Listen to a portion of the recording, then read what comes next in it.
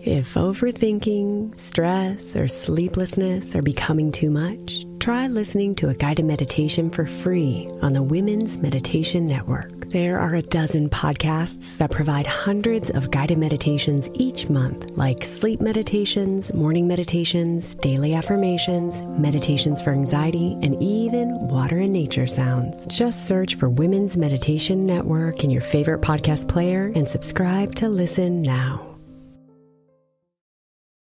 This is Optimal Startup Daily, episode 889, The Outsourced Writing Experiment by Nick Loper of SideHustleNation.com.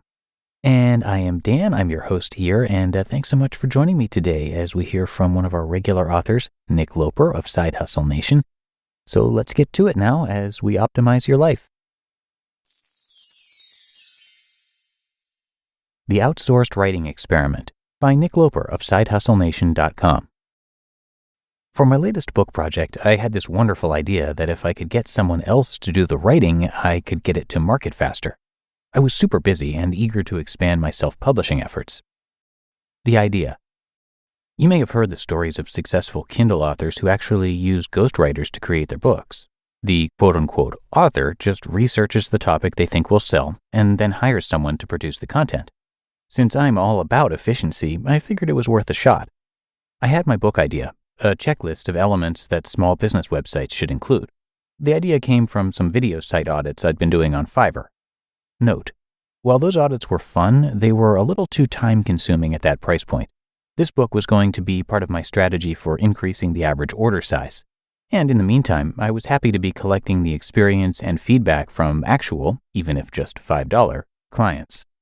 So I did my research and compiled my list, actually turning it into a pretty detailed outline. Next, I was ready to find my writer. Setting up the ghostwriting job. I crafted an awesome job description and posted it to Elance and Odesk. Specifically, I noted, 1. I was looking for a native English speaker. 2. The finished project would be between 12,000 and 15,000 words. 3. Plagiarism would not be tolerated. And 4. That there would be the possibility of additional future work. I also made sure to include an Easter egg, which is outsourcer speak to ask for some specific detail the applicant should mention in their response so you know they actually read and understood your post. For example, you might ask freelancers to include their favorite movie, or to begin their reply with the words O'Doyle rules. The applicants. In total, I received 14 proposals, 7 from the US and Canada, 2 from the UK, 1 from Croatia, and 4 from South Asia. The fixed price bids ranged from $10, from a girl in Pakistan who obviously didn't read the job description, to $500. As is typical, I removed the outliers high and low, as well as the people who didn't include my Easter egg, which was to begin their reply with, "Hey Nick, you'd be dumb not to hire me because..." Ultimately, I settled on a writer from Canada who had an excellent profile history on Elance and lots of positive feedback. Her bid was $220, which was middle of the road, and she promised to deliver the book in 1 week. Great. So far, so good. Working on the project. Immediate red flags. Things got interesting almost immediately after awarding her the job. I sent her my outline, and we set up a Skype meeting to discuss the project in more detail. She actually suggested the time, but then missed the meeting entirely. Later, I got this note. Quote, "I gave you wrong time, my bad. I'm right now in gym. Give me 2 hours and I'll get back to you. I sincerely apologize for the confusion. I hope you're not mad at me." End quote. I'm beginning to think my writer really isn't a native English speaker. A native English speaker wouldn't write like that. When we finally did connect on Skype, her flag showed as Australia, not Canada, like was indicated in her Elance profile. Both her Elance and Skype profile pictures were blank. Something to hide, perhaps? Still, she assured me she understood the project and would get to work on it immediately. A couple days later, and 1 full week after I sent her the outline, I got this message. Quote, "Please provide me rough outline you're promised me in project description. Kindly update me ASAP." End quote. I sent you that a week ago. And if this is how your writing is going to be, we're going to have a problem. But I understand online chat is more informal, and maybe she really is a good writer. After all, she had a strong profile and tons of completed work. The results. 10 days later, I had to ask for an update on my 1-week project. A few hours after that, I had her draft in my inbox. I was nervous to open the file, and for good reason. When I did, I found the text to be passable, suitable, okay. I'd give it a C grade, maybe a B-. She followed the instructions and the outline and delivered what we agreed on. It was 12,700 words. I mean, it was technically proficient, but something was missing. There was no voice. There was no storyline. There was no me.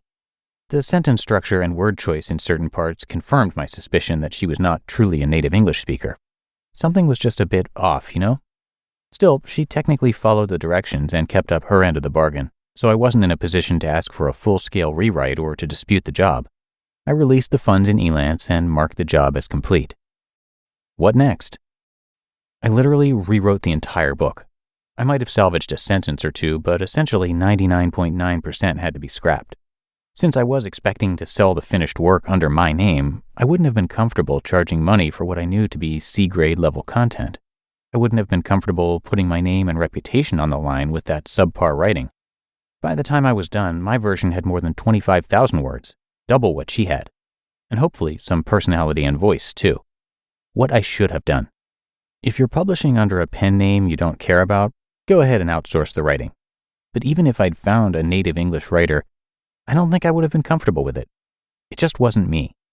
That was an important lesson to learn, and thankfully it was only $220.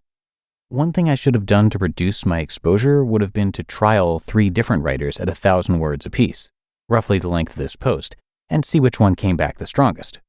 That would have been a $50 to $60 test instead of a $200 one. See? Even experienced outsourcers make mistakes.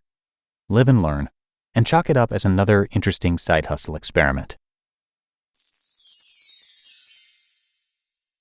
You just listened to the post titled The Outsourced Writing Experiment by Nick Loper of SideHustleNation.com.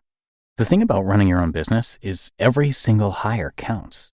But finding great talent doesn't have to be a second job. You can reclaim your time and find top talent fast with Indeed. Indeed is the hiring platform helping over 3 million businesses worldwide to do it all. Don't spend hours on multiple job sites looking for candidates. Over 80% of Indeed employers find quality candidates the moment they sponsor a job. I especially love Indeed's Instant Match feature because candidates you invite to apply through Instant Match are 3 times more likely to apply to your job than candidates who only see it in search, according to US Indeed data. Indeed knows when you're growing your own business, you have to make every dollar count. That's why with Indeed, you only pay for quality applications that match your must-have job requirements. Visit Indeed.com/startup to start hiring now. Just go to Indeed.com/startup. Indeed.com/startup. Terms and conditions apply. Cost per application pricing not available for everyone. Need to hire? You need Indeed. If your business earns millions or tens of millions in revenue, stop what you're doing and take a listen, because NetSuite by Oracle has just rolled out the best offer we've ever seen. For the first time in NetSuite's 22 years as the #1 cloud financial system, you can defer payments of a full NetSuite implementation for 6 months. That's no payment and no interest for 6 months. 33,000 companies have already upgraded to NetSuite, and it's #1 because they give your business everything you need in real time, all in one place. And the confidence that comes with having all of your information in one place really helps to streamline decisions, saving you time, money, and energy, all thanks to NetSuite's amazing offer.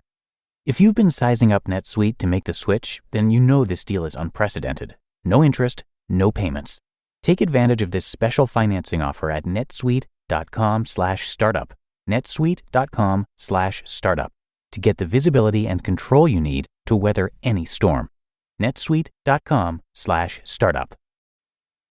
And a big thank you to Nick, who is also a podcaster. He hosts The Side Hustle Show, which is for part-time entrepreneurs looking for actionable tips to start or improve their businesses. It's a great podcast, and you can typically find it among the top business shows in Apple Podcasts. Definitely worth checking out, and of course his blog is great too. But that's going to do it for today. I thank you so much for being here with me today and every day, and I'll be back again with you tomorrow, where your optimal life awaits.